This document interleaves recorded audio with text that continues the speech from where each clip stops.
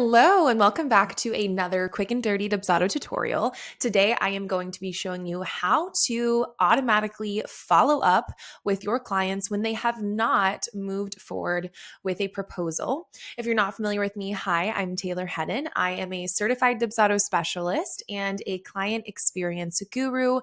I'm here to help ambitious business owners build mind-blowing experiences through smart automation and no BS strategies.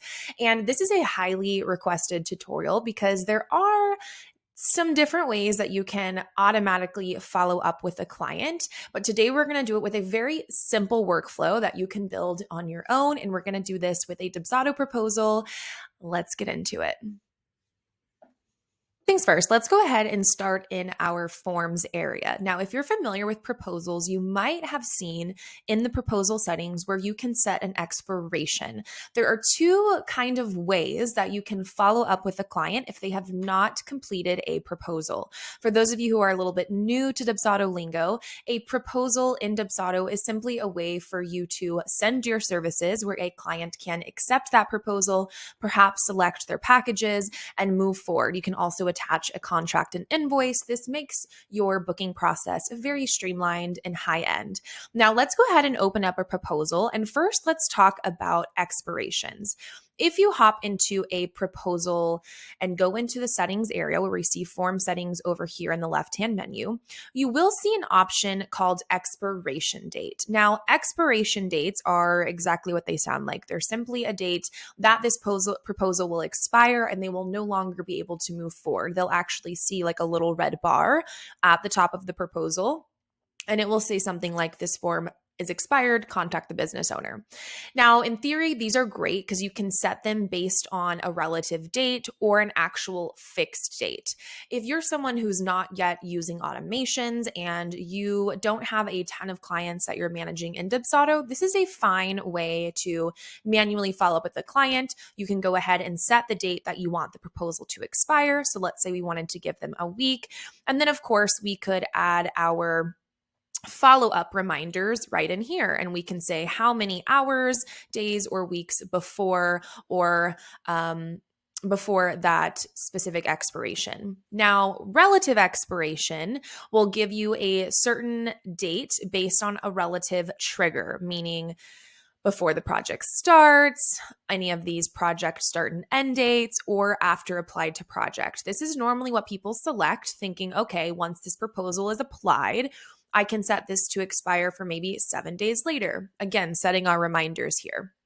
The only thing I don't really like about this, again, it's a great method if you aren't doing a ton in Dubsado in terms of daily management with clients, or you don't have a big client load, or if you're not really using automation to its fullest. This is a good manual way to do this.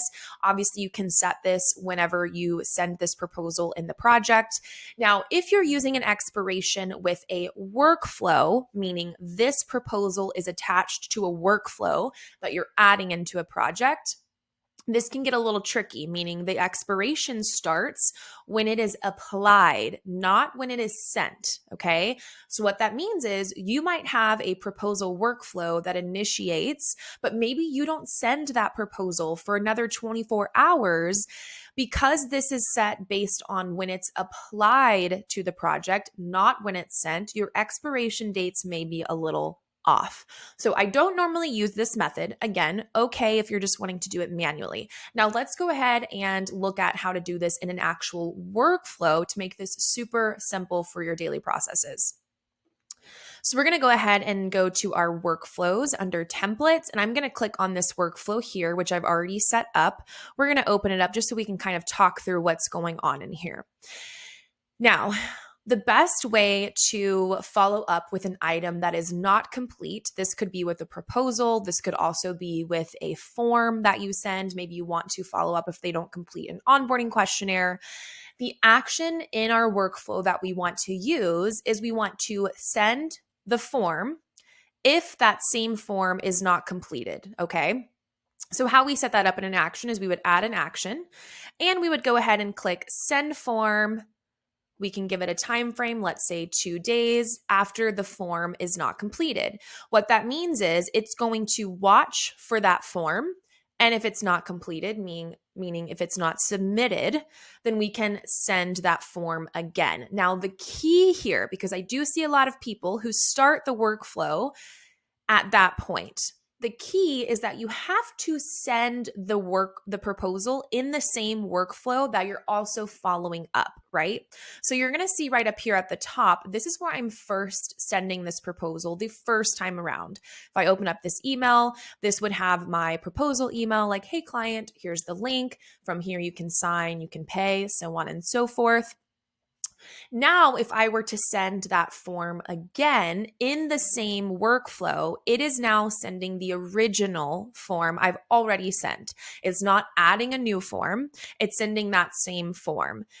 If you were to send this proposal in a previous workflow and then create, let's say, a proposal follow-up workflow, it would not work because that action can't watch that previous form if it's not in the same workflow. So if you're breaking up your workflows into phases, you want to be very, very aware of where you're sending your forms in which workflows. And if you're wanting to follow up with those forms, again, a proposal, maybe an onboarding questionnaire, maybe a feedback form, it needs to happen within the same workflow. So you could go ahead and I like to add a to-do at the start of my workflows that reminds me to edit that proposal.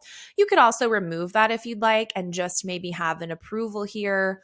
We could add it for a couple of hours after the workflow starts. And now I could simply approve that form to be sent.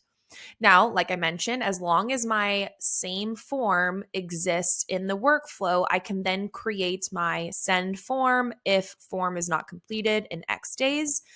We can also send it again. Keep in mind, these numbers here are based on when it was first sent. So 1 day after not completed, 3 days after not completed, so on and so forth.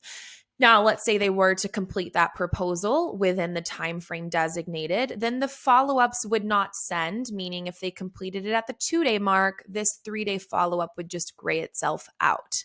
If I still wanted to take this further and perhaps just close out the lead and archive that project if they don't complete, I can then set archive project if that specific form is not complete in X days. The good thing about this, if the client were to go and try to complete this proposal after you have archived the project, they would not be able to move forward. What happens when you archive a lead is the invoice will automatically close itself out. It will say it's uncollectible, it's closed. So if they were to try to move forward with that proposal, they wouldn't see an expiration per se, but they would see that the form would not be able to be completed. They would need to reach out to you in order to open up that invoice again. So you're still protected from that perspective as long as you archive at the end of the time frame. So I always say archive that form on your true expiration date. So if that's 7 days, and then you can use your follow-ups in the 1 and the 3. To head to my website, chanellandlee.com, or browse all of the videos on my YouTube for more tips, tricks, and Dubsado hacks. And if you are in the market for a custom Dubsado setup, be sure to reach out. I'll see you guys next time right here on YouTube.